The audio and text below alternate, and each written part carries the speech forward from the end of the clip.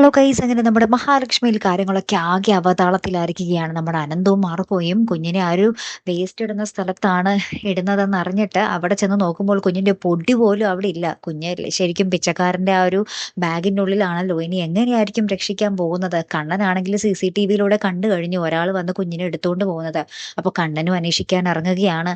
അങ്ങനെ മൊത്തത്തിൽ അനന്തുവിനാണെങ്കിൽ കണ്ണനെ ഫേസ് ചെയ്യാൻ ഭയങ്കര പേടി. കണ്ണനും മഹാലക്ഷ്മിയും എങ്ങനെ പ്രതികരിക്കും എന്നുള്ളൊരു പേടിയാണ് നമ്മുടെ അനന്തുവിന്. കുഞ്ഞിനെന്ത് സംഭവിച്ചു കാണും എന്നുള്ളൊരു പേടിയും കൂടെ ഉണ്ട്.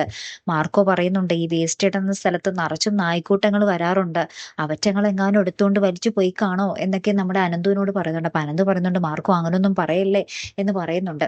മിക്കവാറും ഈ ഒരു പിച്ചക്കാരൻ എത്തിച്ചേരാൻ പോകുന്നത് നമ്മുടെ മുത്തശ്ശി ദേവി മുത്തശ്ശിയുടെ അടുത്തായിരിക്കും. മുത്തശ്ശിയായിരിക്കും നമ്മുടെ കുഞ്ഞിനെ രക്ഷിച്ച് നമ്മുടെ മഹാലക്ഷ്മിയുടെ കയ്യിൽ ഏൽപ്പിക്കാൻ പോകുന്നത്. അങ്ങനെ ഒരു നിമിഷമാണ് നമുക്ക് ആഗ്രഹം. അല്ലെങ്കിൽ മാർക്കോന്റെ കൈകളിൽ കുഞ്ഞിനെ ഏൽപ്പിക്കുമായിരിക്കും അല്ലെ? അങ്ങനെയായിരിക്കും മിക്കവാറും കുഞ്ഞ് രക്ഷപ്പെടാൻ പോകുന്നത്. എന്തായാലും നോക്കാം കേട്ടോ. അടുത്തൊരു വീഡിയോയുമായി വരുന്നത് വരയ്ക്കും ഗുഡ് ബൈ.